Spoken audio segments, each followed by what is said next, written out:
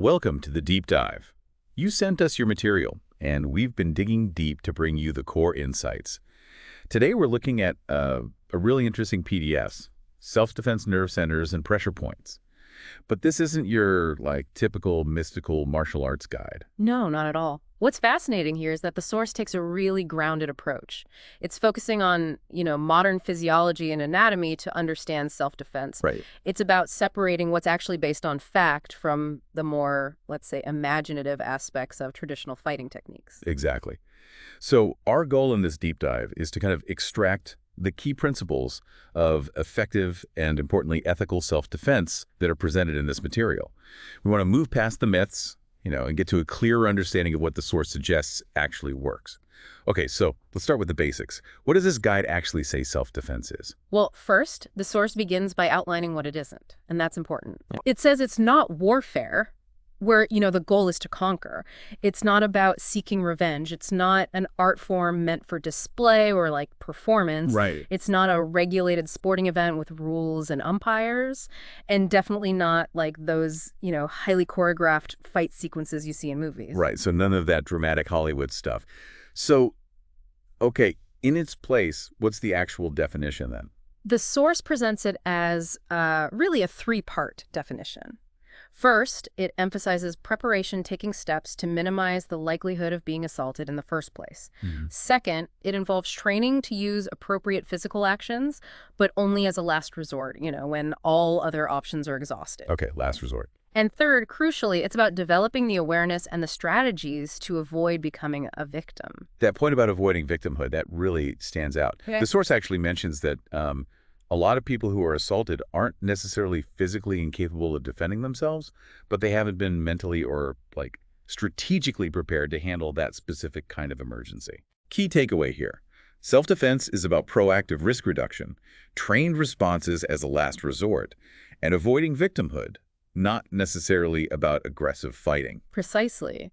And what's interesting is that this guide argues that practical self-defense isn't just for people who want to become, expert fighters. Right. In fact, it suggests that individuals who may be unwilling or may be unable to engage in really intense fighting are precisely the ones who can gain the most from learning these effective self-defense principles. That makes perfect sense. It's about empowering everyone, not just a select few. Now, self-defense obviously has legal and moral dimensions. What does the source have to say about those? Yeah, the source is very clear on this. It says the legal and moral framework of self-defense strictly limits the amount of force you can use. It should always be the least force necessary to prevent, stop, or escape an imminent assault. That's a really important point to remember. It's about neutralizing the threat, not about punishment or getting even. The guide also discusses the fact that threats aren't all the same, right? Yes, and this is a very insightful aspect, I think. The source points out that real-life situations aren't like a binary, all or nothing scenario where every encounter is a maximum level threat. Okay. There are varying degrees of danger, from someone maybe being verbally aggressive all the way up to someone intending to cause serious physical harm. So our response needs to kind of match the level of threat. Exactly. You need a full spectrum of responses to align with that range of potential situations. Otherwise, you might either, freeze when faced with a minor threat or react with excessive force in a situation that just didn't warrant it. Yeah. The guide highlights that assertive self-control and de-escalation techniques can often prevent situations from even turning physical in the first place. And what, according to this source, is the ultimate aim of ethical self-defense instruction?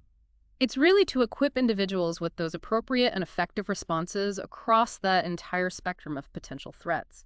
This guide aims to provide the knowledge and understanding to help people make those informed decisions about how to react in different situations. Okay, that gives us a solid foundation of what self-defense is, according to the source. Now let's get into those terms we often hear: nerve centers and pressure points. What does our guide tell us about these? Well, what's fascinating here is that the source clarifies that these terms aren't actually precise scientific anatomical descriptions. They're more accurately described as layman's terms that have just become common in discussions about this aspect of self-defense. So when we hear those terms, we shouldn't picture specific pinpoint locations on the body with exact medical definitions. Correct. The term nerve center, as it's used in this context, refers to areas of the body that tend to be more sensitive to pain due to a higher concentration of relatively exposed nerves. The shin is provided as a clear example of a nerve center in this sense. Oh, okay. It's about nerve density and exposure leading to increased pain sensitivity. Not all nerve concentrations count, though, like the buttocks have lots of nerves but aren't considered a nerve center here because they're well padded. Okay, so nerve center is more about the likelihood of causing pain due to nerve concentration and exposure. And what about pressure points? A pressure point, according to this material, is an area that is particularly vulnerable to injury or incapacitating pain when pressure or a strike is applied. The windpipe is given as a primary example of a pressure point because of its delicate structure and vital function. So nerve center is more about pain sensitivity, and pressure point is more about vulnerability to injury or pain that could actually incapacitate someone. That distinction makes sense. Now, the title of this PDS also mentions separating facts from fantasy. How does the source address the more, let's say, mythical aspects often associated with these concepts? Yeah, this is where it gets really interesting. The source delves into the historical background of Asian fighting skills, noting that they evolved over centuries long before our modern understanding of human physiology. Right. People in ancient times had very different explanations for how the body functioned. Right, like those beliefs about reptile spirits inside the body. The source mentions how things like muscle twitches or internal sensations were sometimes attributed to these mythical creatures, like moving around within us. Exactly. The core insight here seems to be critically evaluate self-defense claims based on scientific understanding, not just folklore. Exactly. And the source cautions us against simply accepting old ideas just because they've been around for a long time. While our understanding of, say, the human mind and consciousness is still evolving, our knowledge of the physical body has advanced considerably. So tradition alone isn't necessarily a reliable guide when it comes to something as practical as defending ourselves. That's a central message. The guide strongly recommends that anyone seriously interested in self-defense should make an effort to study basic anatomy and how the human body actually works mechanically. Yeah. And for those who might find themselves in a position of teaching others, even informally, it emphasizes the crucial responsibility to be well-informed and to actively counter outdated superstitions with current, accurate knowledge. It even suggests looking into courses on anatomy and physiology or using library resources for self-directed learning. It sounds like the author is really advocating for a science-based approach here. Absolutely. The most effective way to challenge misinformation and ignorance is, well, by having a solid grasp of how the body actually functions. Now, the source also discusses martial arts in a broader context. How does it define these disciplines? Well, the source uses a wide definition of martial arts, not restricting it solely to fighting styles originating in Asia. Okay. It argues that any skills that were originally developed for combat purposes, regardless of their geographical origin, should really be considered martial arts. So disciplines like fencing, wrestling, boxing, and even archery fall into the same general category as, judo, karate, aikido, and kung fu. That's a helpful way to frame it, focusing on the original purpose. And what does the source say about the common techniques found across these diverse styles? Despite the vast number of different martial arts styles and their variations, the source points out that there is a relatively small core set of fundamental techniques that are employed across most of them. These primarily include grappling, throwing, hand strikes, and foot strikes. And where do these nerve centers and pressure points fit into the application of these techniques? The guide notes that striking or applying pressure to these areas is a common element in many styles, like karate, kung fu, and jiu-jitsu, and it's actually the primary focus of atemiwaza. Right. However, the source also recommends consulting resources like the Encyclopedia Americana for a more comprehensive understanding and clarification of the various Asian fighting styles, because the general public often uses these terms quite loosely and, frankly, interchangeably. So while targeting these areas is prevalent in many martial arts, the specific understanding and the claimed effectiveness might differ quite a bit. Let's shift our focus a bit to the role of pain in self-defense. It's often perceived as like the primary tool, but how does this source approach it?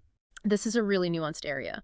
The source emphasizes that the experience of pain isn't solely determined by the physical stimulus, the impact or the pressure, but also by the individual's unique psychological and physiological response to that stimulus. And there's a significant variation in how different people react to the exact same physical input. That dentist analogy the source uses is so apt for the same procedure. One person might be completely unfazed, while another experiences intense discomfort. And the fear and stress of an assault itself must amplify the sensation of pain. Exactly. Fear and anxiety can significantly heighten the perception of pain during a threatening encounter. Because of this unpredictability and pain response, the source contrasts older approaches to self-defense, which often prioritize, inflicting maximum pain, with its own emphasis on the psychological interaction between the potential assailant and the intended victim. Ah. Oh, oh. Effective self-defense, it argues, prioritizes psychological deterrence over just inflicting maximum pain, precisely because of that unpredictable nature of pain response. So it's not just about how much physical hurt you can inflict. Precisely. Self-defense differs from both combat and combat sports. In many sports, you can win without causing pain. In warfare, the goal is typically to wound, incapacitate, or kill. But in practical self-defense, the level of pain needed is often just enough to convince the assailant that you will defend yourself and that you are not a compliant target. And the source makes the important point that sometimes effective self-defense doesn't involve any pain or physical action at all, doesn't it? That's a critical takeaway. Self-control, a determined refusal to cooperate with the assailant, and simply not adopting the victim role can be far more effective than the ability to inflict pain. Interesting. Often, just the clear indication that you will not be a passive victim is sufficient to deter an attack. This refusal can be communicated verbally, through your body language, or, yes, in a serious assault, might involve a forceful but proportionate physical response. So projecting competence and self-reliance is more crucial than being a highly skilled fighter in many situations. That's a really powerful message. Now let's address some of those deadly blow myths. I know I've heard a few over the years. What kind of claims does our source debunk? Oh, there are numerous ones. The source directly tackles those legendary and often sensationalized claims that have been popularized by movies, television, and just a general lack of accurate information. Like what? Things like the martial arts master, who can supposedly pluck out a still-beating heart or extract someone's spine from their body while they're still alive. These are firmly placed in the realm of pure fantasy. Okay, definitely fantasy. And what about the idea of a death touch that causes death without any visible injury, or the mysterious 7-year death, supposedly inflicted by certain techniques? Those sound like something out of folklore. Exactly. The source categorizes these as belonging to the realm of magic and superstition, completely lacking any credible evidence. While it's certainly possible that an internal injury sustained in a fight could contribute to later health problems, the notion of someone being able to predetermine a death years in the future with a specific touch is, well, pure fiction. One myth I've definitely come across is the claim that an upward blow delivered under the nose can be fatal by driving the nasal bones up into the brain.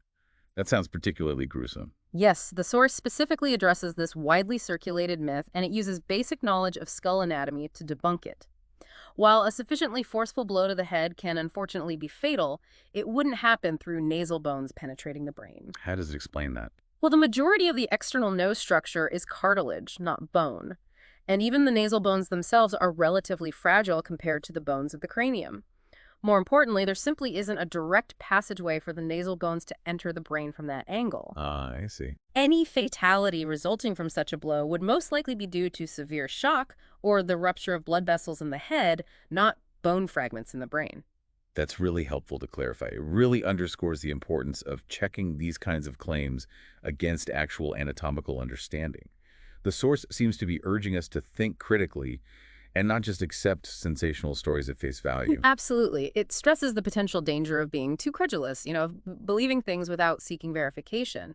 In all aspects of life, it's essential to be able to distinguish between what is based on fact and what is pure fantasy.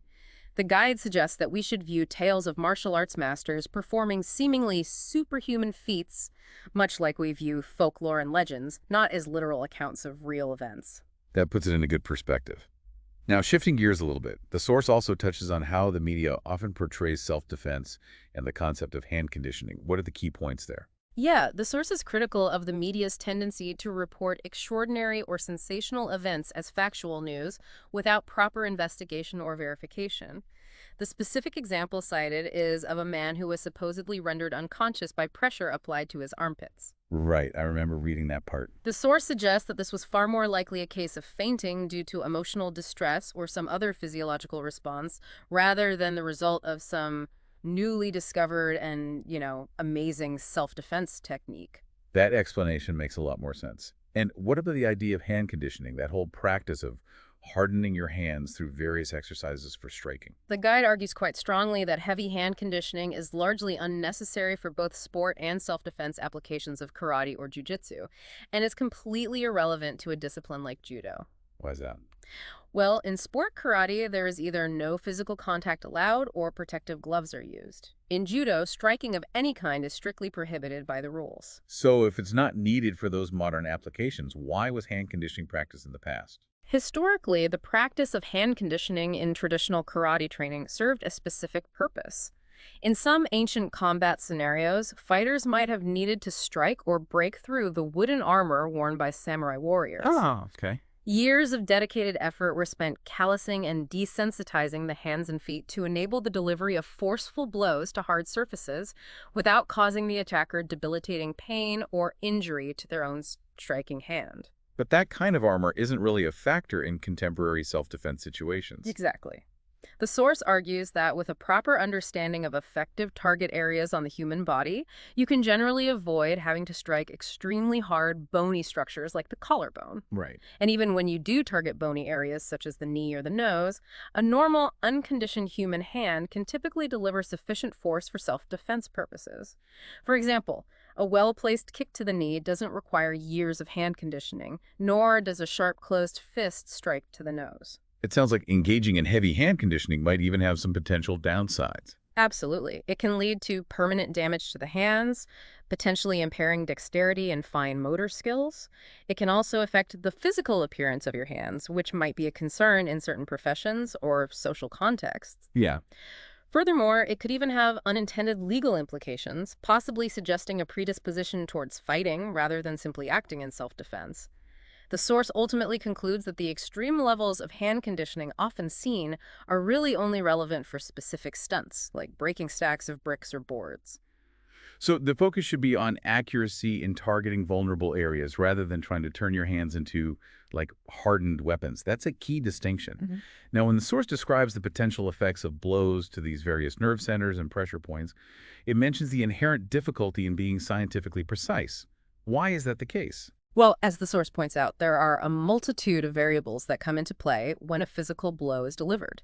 To conduct a truly scientific evaluation, you would need extremely precise measurements of the force and the angle of the impact, a detailed description of the exact anatomical area that was struck, Right. a comprehensive medical history and current physical condition of the person who was struck, and even an understanding of their individual pain tolerance and current emotional state. That's an enormous number of factors to try and control for in any kind of study.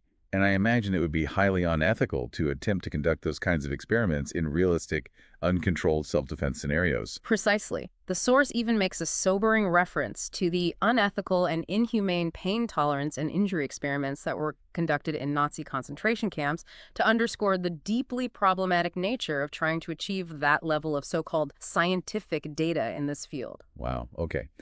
So given these limitations, instead of claiming definitive accuracy, the source uses terms like possible and probable when describing the likely effects of different blows. Yes, the use of these terms is intentional. They serve as a reminder that absolute certainty isn't implied. Possible indicates that there is a potential for the described outcome to occur, while probable suggests that it is a reasonably likely expectation. Okay. The source reiterates that factors such as the overall health, current emotional state, and the relative size and strength of the individuals involved will all significantly influence the actual effect of any physical blow. Which makes perfect sense when you think about it. A light tap on the arm will have a vastly different effect on a small child compared to a large, muscular adult. Exactly. And the guide then proceeds to compare the potential outcomes of the same type of blow in 3 different scenarios. Between 2 individuals of roughly equal size and strength, when a larger person strikes a smaller person, and when a smaller person is defending themselves against a larger assailant. And the differences are significant. Yes, the differences in the likely consequences can be quite significant and really highlight the importance of considering these factors. The source uses the example of an open hand slash to the nose. It might cause pain and temporary disorientation between individuals of similar size, have a higher probability of causing a more serious injury when delivered by a larger person, and might only result in like a fleeting sensation of pain or irritation when attempted by a smaller person against a much larger opponent due to a less effective angle or maybe difficulty in reaching the target effectively. And this really underscores a critical point. Practical self-defense often relies on techniques that are least dependent on relative physical power, size, and overall build. Right. Delivering a kick into the knee joint or striking the shin are given as excellent examples of highly practical actions because the person defending themselves doesn't necessarily need to get within close-range striking distance of the assailant, and these techniques can be effective regardless of significant size disparities.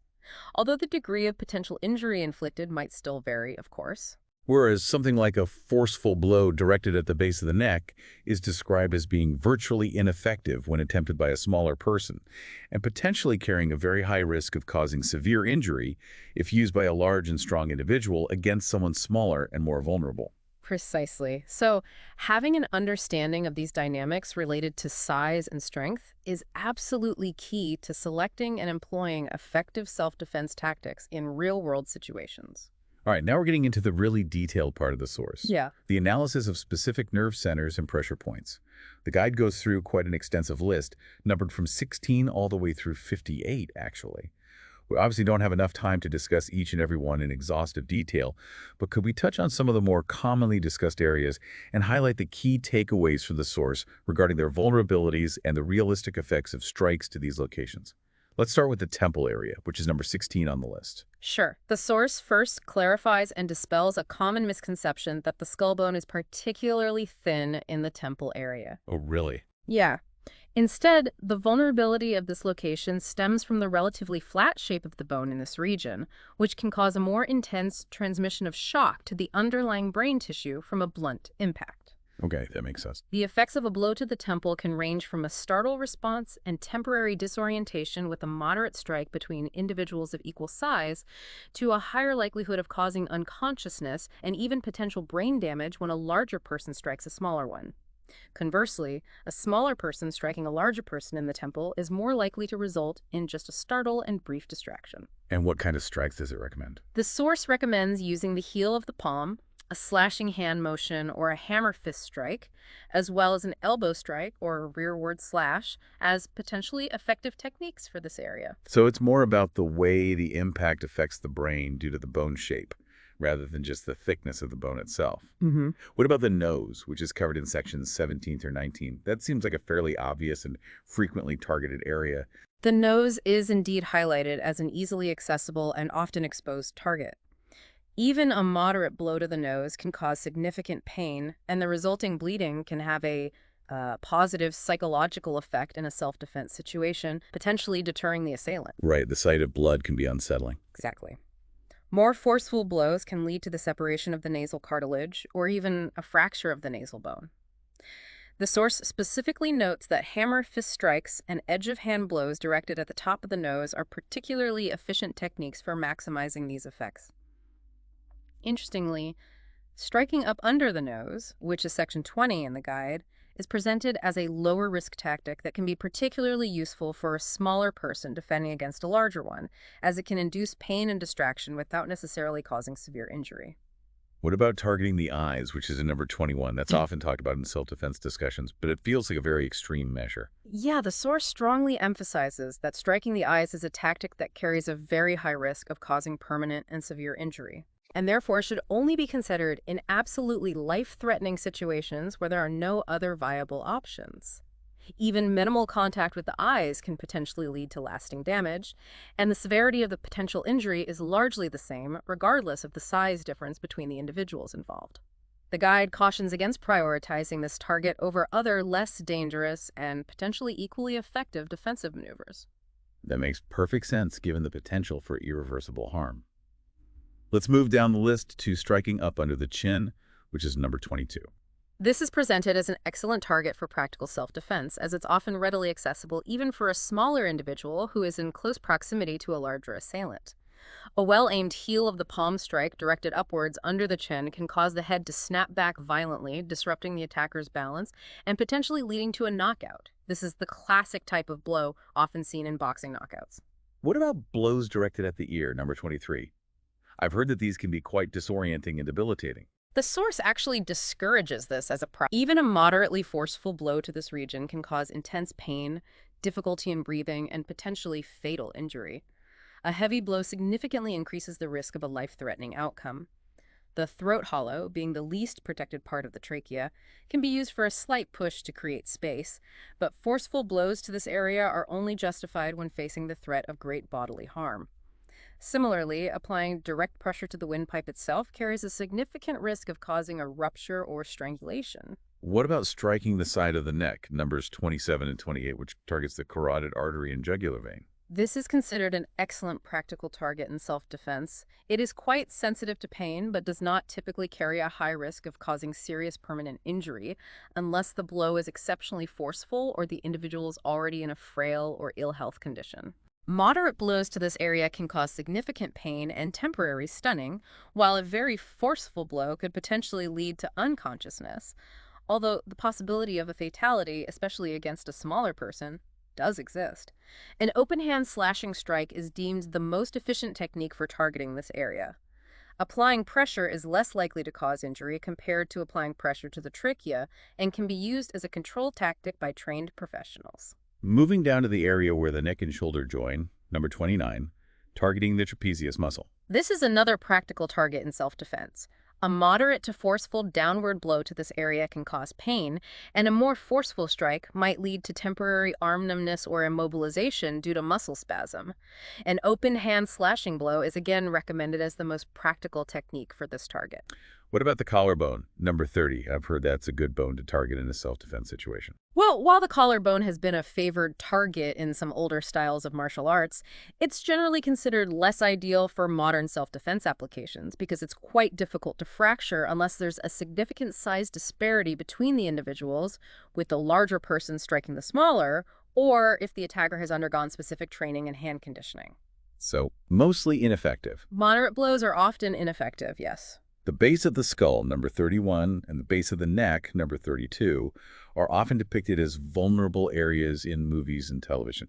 Are they practical targets in real-world self-defense? Targeting the base of the skull is of limited practical use in most self-defense scenarios, particularly for smaller individuals defending against larger ones, and it carries a high risk of causing severe injury when used against frail or smaller people. Yeah, sounds risky. Forceful blows to this area can potentially lead to fatal shock to the brain or even paralysis.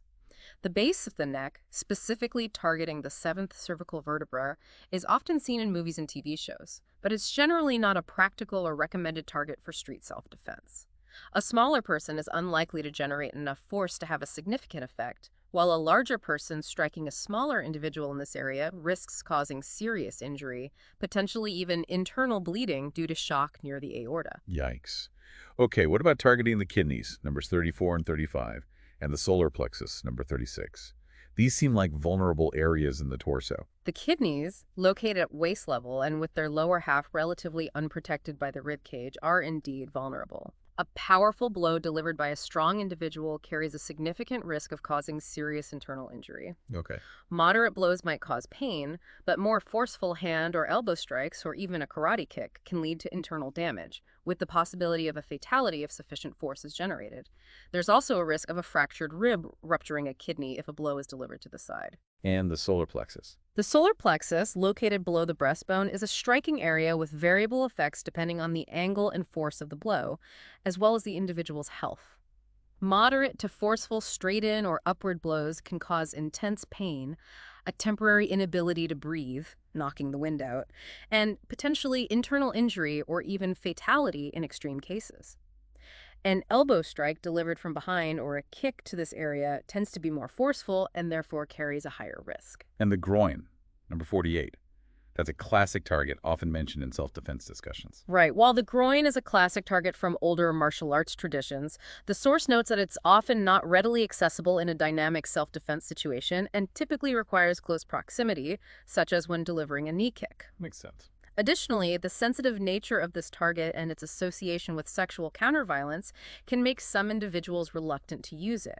And the guide wisely cautions that overly aggressive or punitive individuals might recommend it, even in situations where less extreme tactics would be more appropriate and ethical. Finally, let's talk about targeting the knee, numbers 50 and 51, and the shin, number 52.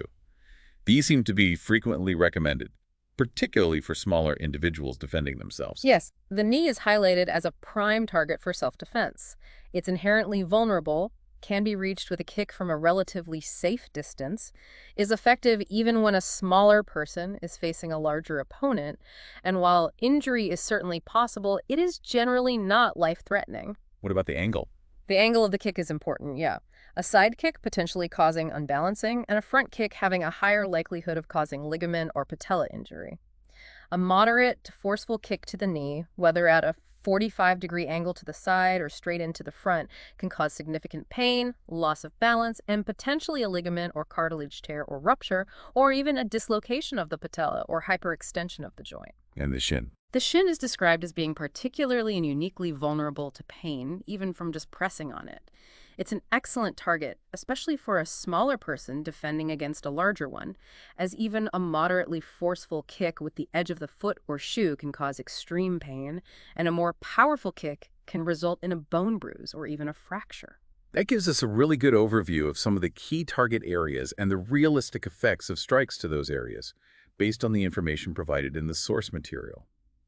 Now, the guide also briefly discusses how clothing might affect the availability of certain targets. Yes, it points out that regardless of typical casual attire, certain areas like the head, neck, wrists, hands, ankles, and the instep of the foot are usually exposed and therefore readily accessible as targets. Right. Other potential targets can often be approximated even when they are covered by clothing. For instance, the forearm nerve center can be located just below the visible elbow joint. The knee can be targeted even through pants. The shin is vulnerable anywhere between the knee and the ankle. And the general region of the solar plexus can be aimed for. But clothing can make a difference sometimes. Sure. The source notes that heavier clothing, like a thick scarf, might offer some minimal protection to the neck, while other types of clothing, such as high-top boots, could potentially limit the effectiveness of strikes to the shin, and thick or high-top shoes might offer some protection to the ankle and instep. However, in a truly life-threatening assault, the throat and the eyes are almost always available as targets, although glasses could be a factor to consider when targeting the eyes. The guide also includes references to photos illustrating the general availability of targets on the side and back of the body, noting that the back of the knee is often the easiest target to access from a rear attack. And it emphasizes that there's no single best target to aim for. It really depends on the specific circumstances of the situation and the level of threat you are facing. Exactly. Ethical self-defense requires carefully assessing the level of danger and choosing an appropriate tactic that will neutralize the threat without resorting to unnecessary violence or excessive force. Given that most instances of assault involve a smaller individual defending themselves against a larger and stronger opponent, relying solely on powerful blows to inflict significant damage is often unrealistic for someone without extensive training. The focus should be on learning how to execute appropriate and prompt responses and deliver accurate and fast hand or foot strikes to suitable and vulnerable target areas. Looking directly at your intended target seems like an obvious point, but the source stresses the importance of making a conscious effort and practicing your visual focus. It does. It even suggests utilizing improvised training aids, such as a swinging ball suspended from a string, to practice hitting a moving target with both hand and foot blows.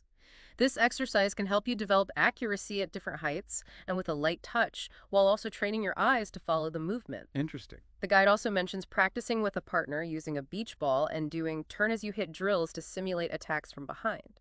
It also discusses using hitting sticks and hoop sticks as additional tools to further refine accuracy in targeting. And the idea of memorizing the locations of key target areas as spatial relationships on the body for low visibility situations is quite interesting. Yes, practicing striking at target areas when you are initially turned away from them helps to build an internal sense of where those vulnerable spots are located relative to the overall structure of the body. The source also mentions blindfolded practice, where you respond to auditory cues, like a finger snap, to further train your reaction time and accuracy in the absence of visual information. Now, what about adopting specific fighting stances? We often see these dramatic stances in martial arts movies. Yeah. Are they generally recommended for practical self-defense situations? Well, the source actually advises against adopting formal fighting stances in most real-world self-defense scenarios. Oh, why is that? These stances can often be impractical, especially in surprise attack situations where you don't have time to consciously assume a posture. Furthermore, adopting a fighting stance can sometimes escalate a tense situation by signaling to the potential assailant that you are ready and willing for a physical confrontation, which might not always be the desired outcome. So if a formal fighting stance isn't ideal, what's a better approach to adopt in uncertain or potentially threatening situations? The source recommends what it calls a guarded posture.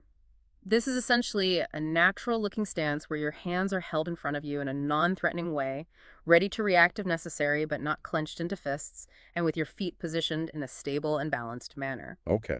If a physical confrontation seems unavoidable and you have a brief moment to prepare, then modified versions of karate or boxing stances, which offer a balance of stability and mobility, might be more practical. The guide also makes a very clear distinction between the nature and objectives of sport matches and those of real-world self-defense. Yes, in organized sports, the primary goal is usually to score points according to a specific set of rules, often against opponents of relatively equal skill and size, and with safety precautions and referees in place.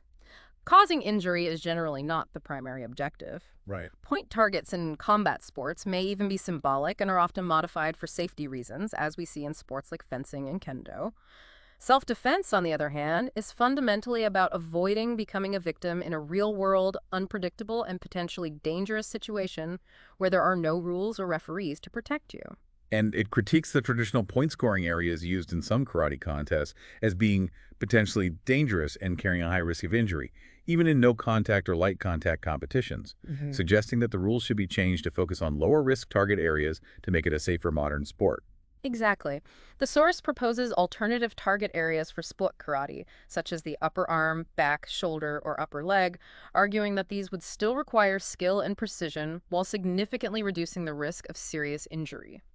It even points out that individual karate schools and clubs have the autonomy to adopt safer rule sets immediately if they choose to prioritize the well-being of their participants. Finally, a source briefly touches upon the principle of hyperextension as another technique in hand-to-hand interactions. Yes, hyperextension involves bending or twisting a joint beyond its normal physiological range of motion. Aikido is given as a prominent example of a martial art that makes extensive use of hyperextension techniques, targeting the wrist, elbow, and shoulder joints. While some advanced hyperextension maneuvers require a high degree of skill and practice to execute effectively, simpler applications, such as bending an opponent's fingers back sharply, can be surprisingly effective in causing pain and achieving a release from a grip. The source also notes that control and restraint techniques that utilize hyperextension are more relevant for law enforcement professionals who have received specialized training in their safe and effective application. So the overarching message of the source seems to be that truly effective self-defense prioritizes employing appropriate responses and accurately targeting vulnerable areas of the body based on a realistic understanding of human anatomy and the potential effects of different techniques, all while avoiding reliance on myths, superstitions, or the use of excessive and unnecessary force. Precisely. It's about being prepared, maintaining awareness of your surroundings, and responding ethically and effectively with the minimum level of force required to neutralize the immediate threat. Well, this has been a deeply informative exploration into the principles of self-defense nerve centers and pressure points, all grounded in real anatomy and physiology, thanks to the insightful source material that one of our listeners shared with us. Indeed. It provides a refreshing and practical perspective that moves far beyond the often sensationalized and, mystical portrayals of self-defense that we often encounter. And on that note, here's a final thought for you to consider. Reflecting on the ethical considerations surrounding different self-defense targets and the inherent tension between ensuring personal safety and the potential for causing harm to another person, how does a more thorough understanding of these nerve centers and pressure points inform responsible self-defense training and ethical decision-making in a moment of crisis? Give that some thought, and we'll catch you next time for another deep dive.